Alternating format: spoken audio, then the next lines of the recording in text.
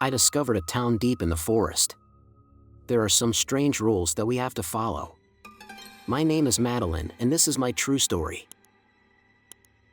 The GPS failed somewhere between Eureka, California and oblivion. That's what stands out most vividly from that night, watching the tiny blue line I'd been following dissolve into gray, then the entire screen turning black. I should have turned back then, retraced my route to the highway. But once you start running, stopping becomes nearly impossible. And I'd been on the run since I left Ethan 3 towns ago, his shouting still ringing in my ears, my hands trembling on the wheel. The forest road snaked deeper into darkness. My headlights illuminated fragments of trees, their branches arching over the asphalt like grasping fingers. I never used to think of trees that way, but fear changes how you perceive everything. Around midnight, the engine started making a sound, not quite a rattle, more like something coming loose deep inside. I recognized that noise. It meant I had maybe 20 minutes before I'd be stranded, and my phone had been dead for hours.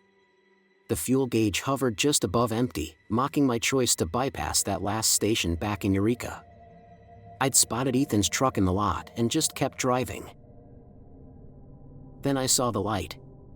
Just a flicker at first, through the dense trees, the kind of warm glow that signals people, civilization, help. I nearly cried in relief. Instead, I clenched the wheel tighter and coaxed my faltering car toward that beacon of safety. The cobblestone path appeared out of nowhere, my headlights gliding across ancient stones that seemed too well kept for a road this remote. A wooden sign emerged beside it. I squinted to read the engraved letters, "Welcome to Hollow Creek." Below that were rules. That should have been my first red flag. What kind of town lists rules on its welcome sign? But I was too focused on the first one to question how strange it was. Do not walk on the main road after sunset. The others were even stranger. Avoid Morton's Bake Shop at all costs was etched deeper, as if someone had gone over it repeatedly.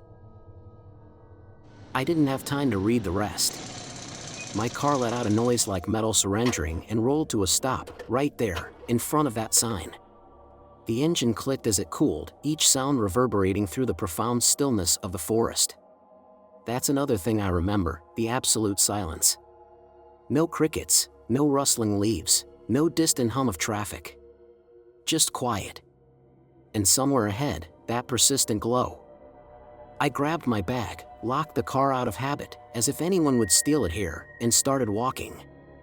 The cobblestones felt unnervingly smooth underfoot, worn down by countless years of footsteps. Each step echoed a little too long in the oppressive darkness.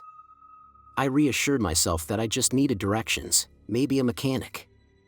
I'd be out of here by morning. But even then, something about this place felt off. Maybe it was how the light never seemed to draw any nearer, no matter how far I walked. Or perhaps it was the way the trees closed in around the path, their branches so thick overhead that the stars vanished.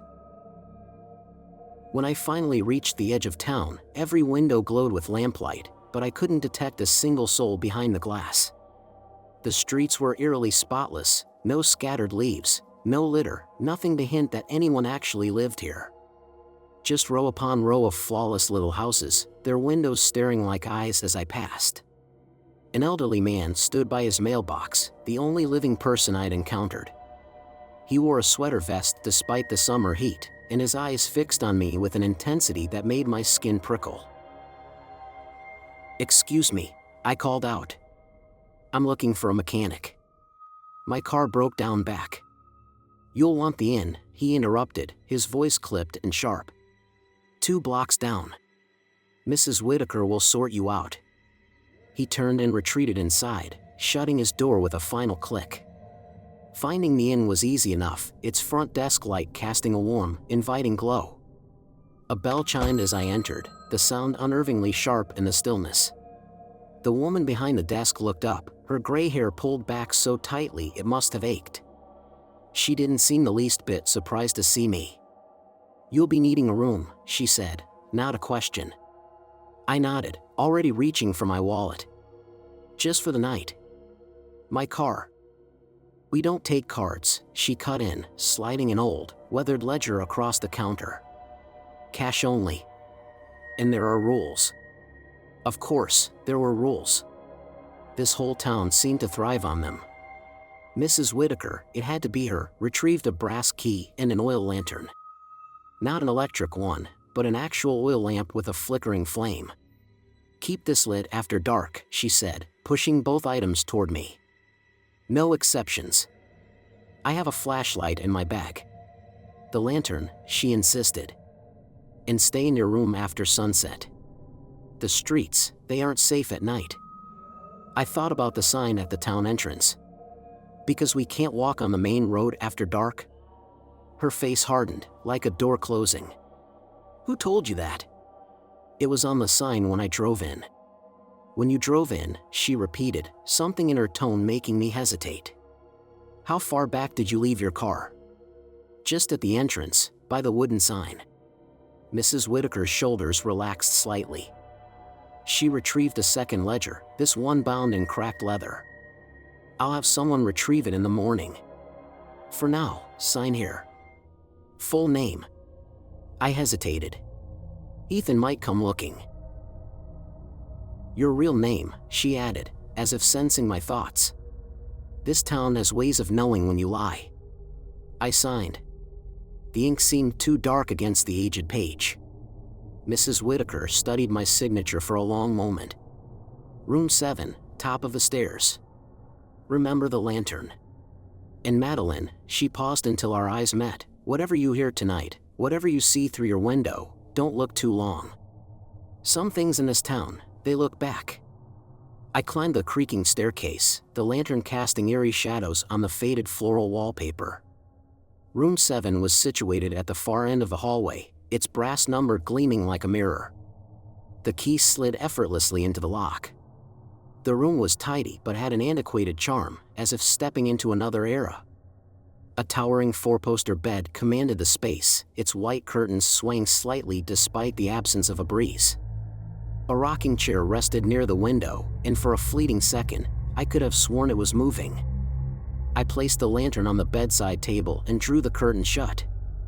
Through a narrow gap, I glimpsed the deserted main street below, eerily still beneath the dim lamplight. As I watched, one street lamp flickered and went out, followed by another, then another, as if someone were walking down the street extinguishing them in sequence. I let the curtain fall and perched on the bed, listening to the oppressive silence. Then I heard it, footsteps, soft and deliberate, passing right outside my window. Second floor. No balcony. I pulled the blanket tightly around me and fixed my gaze on the lantern's flickering flame until dawn. The sky had just begun to lighten when someone knocked on my door, not a sharp rap, but something softer, like fingers trailing along the surface. I held my breath until the sound disappeared. In the pale morning light, I almost convinced myself it had all been in my head, but when I descended the stairs, Mrs. Whitaker was already up, watching me with eyes that seemed to know too much. "Rest well?" she inquired, though we both knew the answer. "Fine," I lied. "About my car." "Breakfast first," she interjected firmly. "Then we'll discuss your car. And the rules. Especially the rules." She gestured toward the dining area, where other guests were already seated, each one silent, staring into their coffee cups as if searching for hidden messages. I followed her in, the floorboards creaking beneath my feet. The lantern in my room flickered briefly, even though I'd blown it out at sunrise. Somewhere in the distance, the town clock tower began to chime. Breakfast at the Hollow Creek Inn was the most unsettling meal I'd ever experienced. Each guest occupied their own table, avoiding eye contact, their silence broken only by the delicate scrape of utensils on plates. The food appeared without me noticing who brought it, eggs and toast materializing whenever I looked away. I tried to make small talk once. "Lovely weather we're having," I remarked to the woman at the next table. She flinched as if I'd struck her and hurried from the room, leaving her coffee half finished. Mrs. Whitaker appeared at my side. "Best not to disturb the other guests," she murmured. "They understand how things work here." After breakfast, I ventured out to explore the town, hoping to locate a mechanic or at least a working phone. The sunlight did little to make Hollow Creek feel more ordinary. If anything, the flawless brightness made everything seem worse, too sharp, too perfect, like an over-edited photograph. Each house was immaculate, with lawns trimmed to an exact height and gardens blooming with flowers that shouldn't be in season. Everywhere, those peculiar rules were posted on signs: no singing after sunset, stay on the sidewalks, do not feed the birds. I counted 6 churches, yet no bells rang, 4 gas stations, all closed, and 3 phone booths with their cords severed. As I passed each house, curtains twitched shut just before I could catch a glimpse inside. The only person who didn't flee at the sight of me was a young man tending to his garden. He looked to be around my age, perhaps a little younger, with kind eyes that carried too much concern. "You're the one who drove in last night," he said, lowering his watering can. It wasn't a question. "Is it that obvious?" He gave a tight smile, but it didn't reach his eyes. "We don't get many visitors in Hollow Creek." "I'm Caleb." "Madeline." I glanced around, half expecting Mrs. Whitaker to materialize and scold us for chatting. "Do you know where I might find a mechanic?" "Your car broke down by the welcome sign," he finished for me. "I know. Word spreads fast here." He set down his watering can. "Listen, about your car, you might be here longer than you expect. Hollow Creek has a way of holding on to people." Something in his tone made a chill run through me despite the warm morning. "What do you mean?" "Just be careful. Follow the rules." He glanced over his shoulder and then leaned in slightly. "Especially when it comes to the roads after dark. And whatever you do, avoid Morton's Bake Shop." "Why does everyone keep mentioning that? What's wrong with the bakery?" His face turned pale. "I shouldn't." "Please," I pressed. "No one will tell me anything. I just want to understand what's happening here." Caleb hesitated for a long time, fidgeting with his gardening gloves. "The rules keep us safe," he finally said, echoing Mrs. Whitaker's warning from the previous night. "There are things in this town. Things that roam the streets when they think we're not watching. Things that—" He stopped abruptly, his gaze locking onto something behind me. I spun around, but the street was empty. "I have to go," he said hastily. "Just be careful, all right? You've been noticed." Before I could question him further, he disappeared inside, the door clicking shut behind him. I spent the rest of the morning knocking on doors, searching for answers about my car, the rules, or why this town felt so inexplicably wrong. But every knock went unanswered, though I could see shadows moving behind the curtains. The day dragged on endlessly, the sun lingering too long in the sky. When dusk finally arrived, I realized I'd lost track of time. The street lamps had already started flickering to life, and I was still 3 blocks from the inn. I quickened my pace, recalling the warning about the main road after sunset. But somehow, I must have taken a wrong turn, because nothing looked familiar. The houses all blurred together, and the street signs, I could have sworn they shifted when I wasn't directly looking at them. That's when I heard it. If you like the stories on my channel, don't forget to subscribe to hear more stories like this. Footsteps echoed behind me, perfectly synchronized with my stride. I quickened my pace, they did too. The sun dipped below the horizon. I was on the main road. One by one, the street lamps flickered and died, following the same unsettling pattern I'd observed from my window the night before. The footsteps edged closer. I broke into a run, my shoes striking the pavement in a rhythm that almost sounded like words, whispers that might have been my name. I rounded a corner and nearly collided with Caleb. "What are you doing out here?" he whispered sharply, seizing my arm. "It's past sunset." I got turned around. "This way." He pulled me down a narrow side street just as the final light winked out. We navigated the darkness, taking so many twists and turns that I lost track. Finally, the inn's lights came into sight. "You broke a rule," Caleb said in a hushed tone. "They'll know." "They?" He simply shook his head. "Get inside, lock your door." "And Madeline?" He hesitated. "You might want to check your window." I climbed the stairs to my room slowly, dread pooling in my stomach. The door was exactly as I'd left it, locked tight, but on the windowsill inside, meticulously placed, sat a small cloth doll. Its head had been twisted backward, glossy black button eyes aimed directly at my bed. The doll hadn't been there when I left earlier. The window was still shut and latched. I heard Mrs. Whitaker's voice in my head. "This town has ways of knowing when you lie." Now, it seemed, it had ways of knowing when you broke its rules. I picked up the doll, intending to toss it, but froze when I felt something inside. Carefully, I tugged at a loose seam. Nestled inside was a scrap of paper bearing a single sentence in neat, old-fashioned handwriting. "The bakery is hungry." Outside, footsteps echoed again, slow, deliberate. I peered through the window, but the street was empty. Then, all at once, the lights in the houses across the road snapped off in perfect unison, leaving me alone in the only illuminated window in Hollow Creek. I yanked the curtain closed and tried not to dwell on the way the doll's head seemed to shift with my movement, or how I could still sense unseen eyes watching through the thick fabric. They were right, I had been noticed, and deep down, I knew this was just the beginning.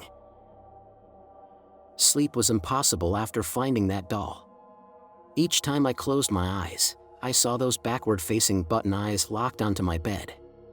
The sun had barely begun to rise when I abandoned the effort. But it didn't matter. I had another kind of hunger now. The bakery called to me the moment I left the inn. I had noticed it yesterday, of course, how could I not, with all the warnings, but today, it felt different, as if it had noticed me too. It sat on the corner of Main and Oak, though I could have sworn it had been on Elm Street before.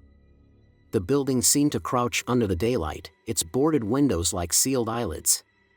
A crooked sign dangled above the door, Morton's Bake Shop. Established, below, someone had gouged "Stay out" deep into the wood. "You shouldn't stare at it," Caleb's voice made me jump.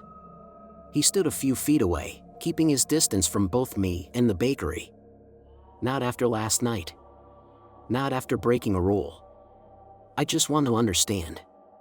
My stomach twisted suddenly, despite having eaten breakfast not long ago. Why do they keep it standing if it's so dangerous? Why not tear it down? Some things can't be destroyed. Caleb's eyes flickered to the bakery, then darted away quickly. They tried in '73. The wrecking crew, they found something beneath the foundation. After that, the town decided it was better to just seal it up. Contain it.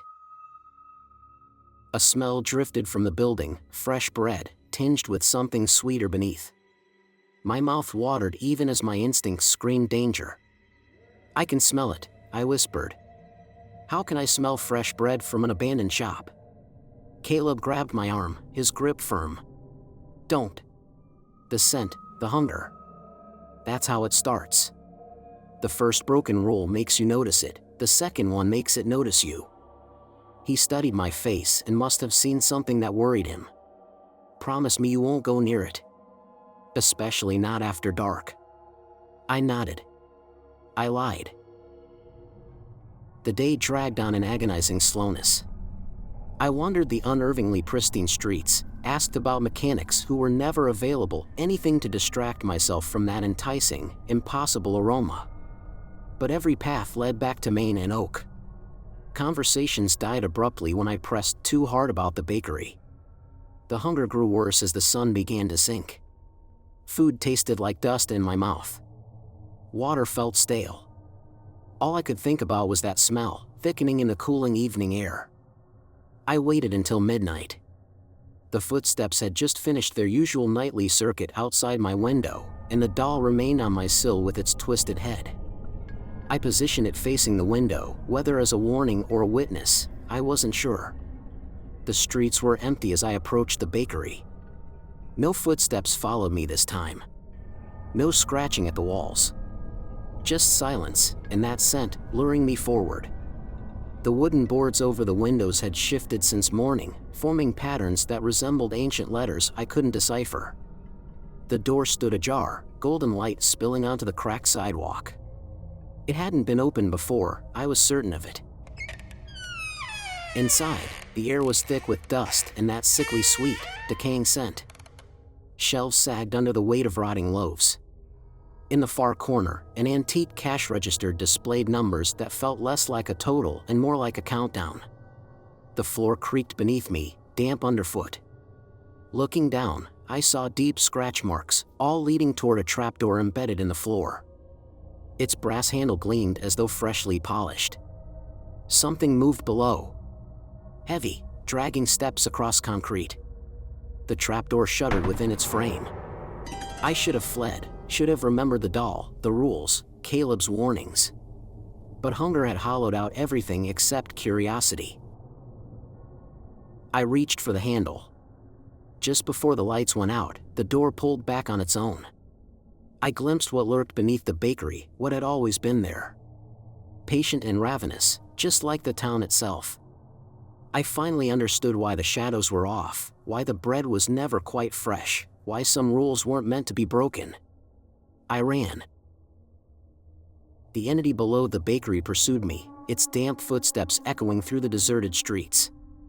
I didn't stop until I burst through the doors of the inn, where Mrs. Whitaker sat in the dimly lit lobby, the worn leather ledger resting on her lap. "Well," she murmured without lifting her gaze.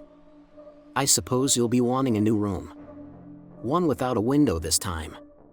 She rotated the ledger toward me, revealing page after page filled with my name, written in handwriting identical to mine. "The bakery never forgets those who enter," she added softly. "And now, it remembers you." That night, the footsteps outside my door halted at 3:16 instead of 3:17. And for the first time, they carried the unmistakable aroma of fresh bread. I found Caleb waiting on his porch, as if he'd anticipated my arrival. Maybe he had. This town seemed to know everything before it happened.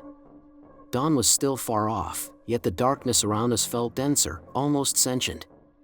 "You went inside the bakery," he said, his voice void of surprise. The porch light flickered, casting eerie shadows across his face. "I can smell it on you." He was right. The sickly sweet, decayed scent clung to my clothes, my hair, my skin. No amount of scrubbing could remove it. I had tried. "Tell me what's happening," I pleaded, stepping up onto the porch. "No more warnings. No riddles. I need answers." Caleb's shoulders slumped. "Come in. But whatever you do, avoid the windows. They're watching now." Inside, his house was small, every inch lined with salt and marked with strange symbols etched in dark ash. Candles burned in every corner, their flames unnaturally still despite the faint draft. Thick red tape sealed each drawer in the kitchen. "Protection," he explained when he noticed my staring. "Not that it does much anymore." He pulled out a chair and positioned it carefully away from the windows. "What do you want to know?" "Everything." He sighed, dragging a hand through his hair. Hollow Creek wasn't always this way. Back in 1847, it was just another struggling frontier town. Poor harvests, brutal winters, disease. The settlers were desperate. He gestured toward the sealed drawers. Desperate enough to strike a deal. A deal with what? Something ancient. Something that lived in the forest long before settlers arrived. It promised prosperity, protection, even miracles. All they had to do was follow a few simple rules. His laugh was hollow. They didn't realize the rules would change. That they'd grow stricter. Hungrier. A distant clock chimed.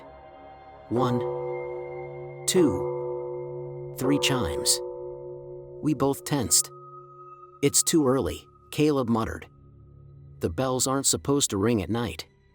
4, 5, 6. What did they actually agree to? I asked, feeling the air thicken. The town founders thought they were offering tribute, food left at crossroads, livestock sacrificed on specific dates. But the thing in the woods, it wanted more than offerings. He withdrew a folded, yellowed paper from his pocket. It wanted a game. 7, 8, 9. The paper was a map, hand-drawn in fading ink. I recognized Hollow Creek's layout, but the street names were different, older. Around the edges, cramped handwriting warned. Do not feed them after midnight. Do not sing where they can hear. Do not count the churches. There will always be one more than you remember. 10, 11, 12.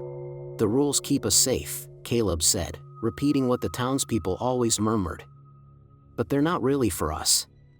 They're for it. Every rule we follow feeds it. Every rule we break makes us more interesting. The bell ceased its tolling. In the bakery? I asked, my voice barely above a whisper. That's where it all began. Where they sealed the deal. He tapped one of the symbols on the wall. It's a door now. A hungry door. And you. His eyes darkened. You knocked twice. The candles flickered violently, their flames leaning toward the windows. Outside, something massive moved in the darkness, blotting out the stars as it passed. How many rules have you broken? Caleb asked, his voice tight. 2, I stammered. Walking the road after dark and entering the bakery. He shut his eyes. No. You've broken 3. I opened my mouth to argue, but he held up his hand. The bells, when they rang, did you count them? A chill gripped me. I had counted 12 chimes, even though every clock in town read 3:47 a.m. Never count the bells, Caleb said. That's one of the oldest rules. It draws their attention. Almost in response, the candles snuffed out in unison. In the oppressive blackness, I heard scratching, not from outside, but from between the window glass and the curtain. They're here, Caleb whispered. The scratching grew more insistent. The salt lines along the windowsills started to smolder. Don't move, he warned. Don't even breathe. Don't. The front door slammed open. Mrs. Whitaker stood in the entryway, her gray hair disheveled, her eyes reflecting the glow of invisible flames. You've been noticed, she said, her voice carrying an unnatural echo. Both of you. She extended the leather ledger. A fresh page stared back at me, blank except for a single ominous line of ink. The game begins at midnight. The scratching ceased. The candles reignited by themselves. And in the tense silence, footsteps echoed from the roof, dozens of them, moving in eerie synchronization. Tell her the rest, Mrs. Whitaker instructed Caleb. Show her what happens to those who lose.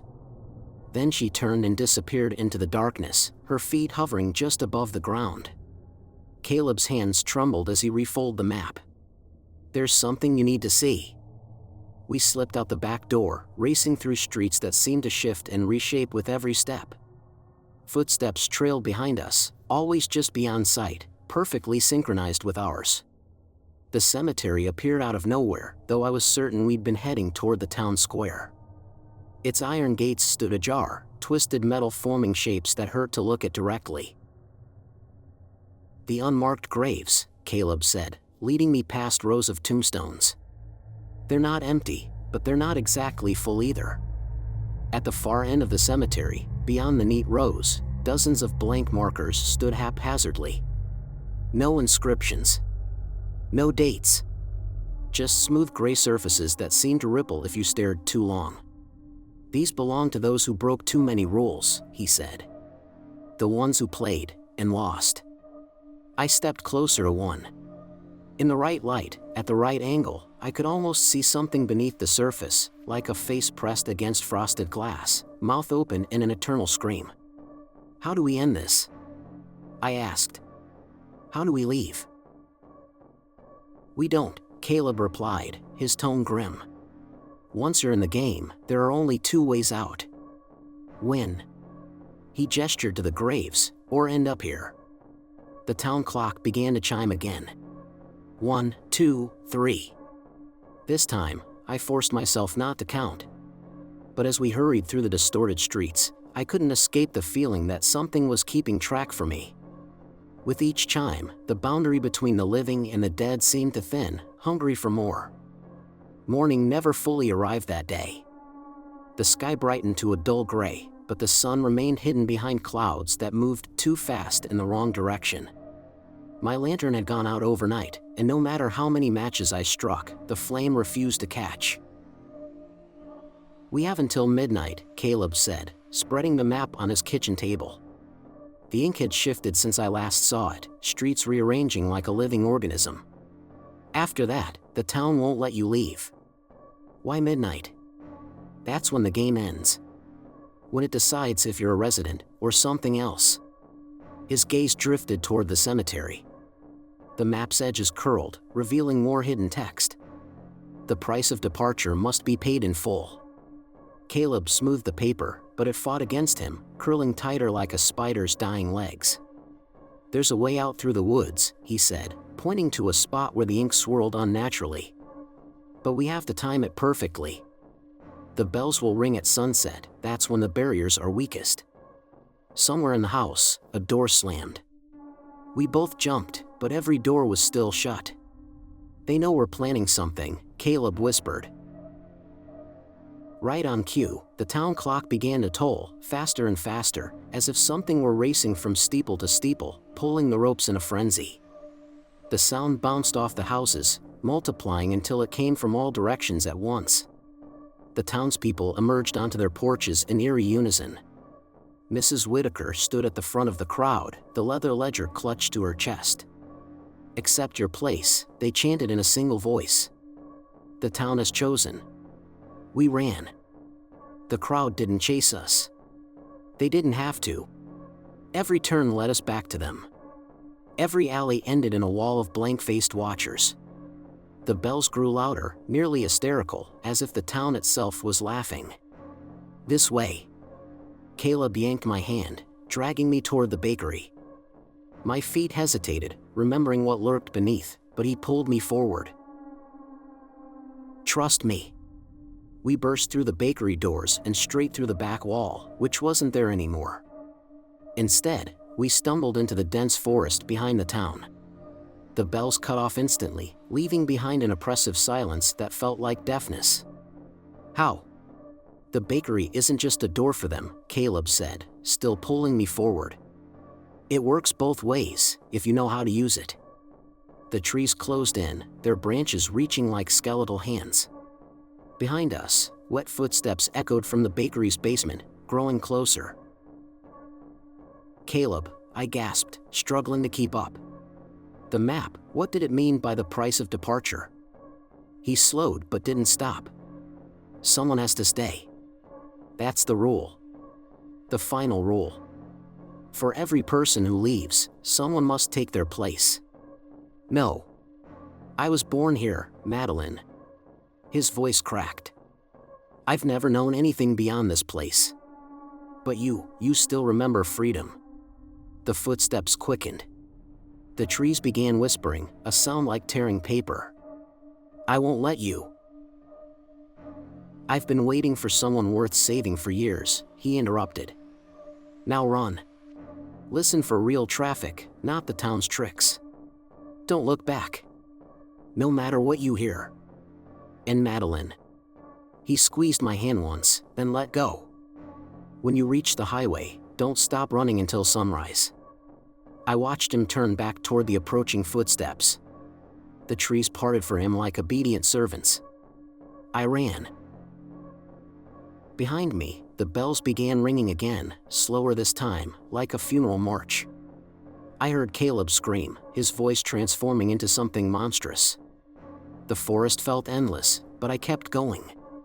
My lungs burned, my legs ached, but I could hear it now, real traffic, real engines, real freedom.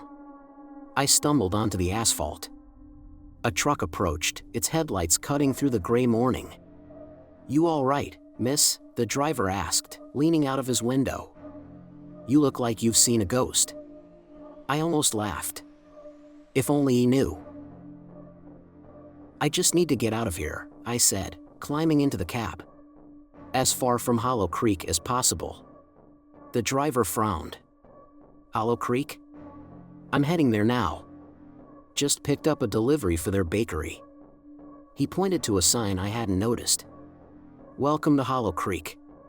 Population, always room for one more. I turned to flee, but the truck door was sealed shut. The driver's face rippled like the surface of the unmarked gravestones. And from the back of the truck came the unmistakable scent of fresh bread, sweet and rotten and hungry. The town had never planned to let me go. It just wanted me to learn what happens when you break the rules. The game wasn't over until midnight.